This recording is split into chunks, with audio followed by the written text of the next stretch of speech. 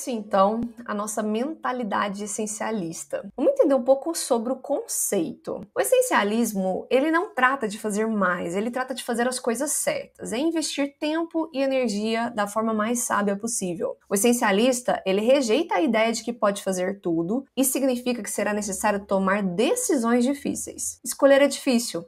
O caminho do essencialista segue um propósito, não segue um fluxo. Em nossa sociedade, somos punidos pelo bom comportamento de dizer o não e recompensado pelo mau comportamento quando dizemos sim. E aí a gente entra também sobre o paradoxo do sucesso. Inclusive, fiz até um conteúdo recente sobre isso. O paradoxo do sucesso, ele engloba 4 fases. A primeira fase é que quando realmente temos a clareza do propósito, a gente consegue ter sucesso em algumas iniciativas. Ou seja, você se torna bom em alguma coisa, as pessoas começam a te olhar para isso, e aí quando você tem o sucesso, entramos na fase 2, essa fama envolve você e as pessoas começam a te apresentar novas oportunidades. Sabe aquele momento que você fala assim, nossa, tem um problema bom pra resolver, porque eu tô tendo clientes demais, oportunidades demais. Só que aí você entra na fase 3, que com tantas oportunidades, você precisa ter uma boa gestão e acaba te dispersando energia e esforço, onde você vai ter muito energia dividida em várias coisas. E você começa a não ter mais aquele foco e aquela produtividade que você tinha antes, que te levou a chegar na fase 1 e 2. E por último, na fase 4, o seu efeito de sucesso destrói a própria clareza que a princípio você levou a conquistá-la. Ou seja, você começa a duvidar inclusive do seu próprio sucesso, porque você já não trabalha mais como era antes. Então, esse conceito do essencialismo, aqui inclusive o paradoxo do sucesso, ele está no presente nesse primeiro capítulo, ele nos leva a pensar sobre a forma com que a gente tem lidado com as oportunidades que a gente encontra. E aí aqui ele traz algumas frases, que eu deixei elas anotadas aqui, muito importante para nós, como: essa é a coisa mais importante que eu deveria fazer no meu tempo e meus recursos nesse momento. Para que ele nos traz essa frase? Sabe aquela sensação? Isso vai entrar um pouco na identificação ali do negócio, mas já vou entrando aqui mesmo, tá? Olha só.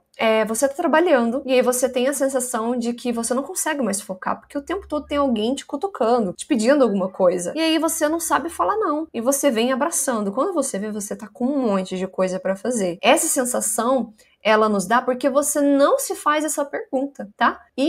Eu consigo fazer isso com os recursos que eu tenho? Às vezes você nem tem os recursos necessários, mas você abraça, não, nós vamos fazer, né? Outra, será que eu consigo atender a esse pedido com tempo, os recursos que eu disponho? Não tenho equipe, então eu não consigo entregar. Por que você vai assumir uma responsabilidade de algo que você não consegue entregar? Porque você não sabe falar não?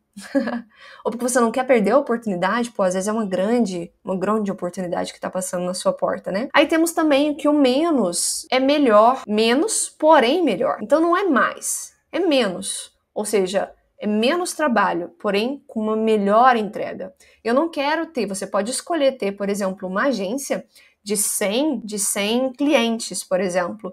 Ou você pode escolher ter uma agência com no máximo 20 clientes, mas com uma entrega muito melhor, tá? Então, menos, porém melhor. Aproveitamos a viagem e não somente o destino. O essencialismo, ele te leva a você ter um estado de presença da sua jornada e não somente com foco no onde você quer chegar, no destino, porque a gente acaba vivendo uma ansiedade. Você nunca chega naquele destino, todo o trajeto as paisagens bonitas que você poderia estar olhando, você não vê, né? E outro, você acaba, quando você chega no destino, você vê que não é aquilo. Só que você já perdeu toda a sua jornada, né? Ou você não aproveitou a sua jornada. Então também tem isso. Se não estabelecermos as prioridades, alguém vai fazer isso por nós. Se você não sabe falar não e você não sabe fazer as prioridades, alguém vai falar pra você, isso é prioridade, né? E eu vejo muito isso na distinção de um júnior com um sênior. Já a gente vai falar sobre isso. Se você não estabelece os seus limites, você será o escravo do destino. Então, o que isso quer dizer? Se você não estabelecer o seu próprio limite, eu só vou até aqui, você vai estar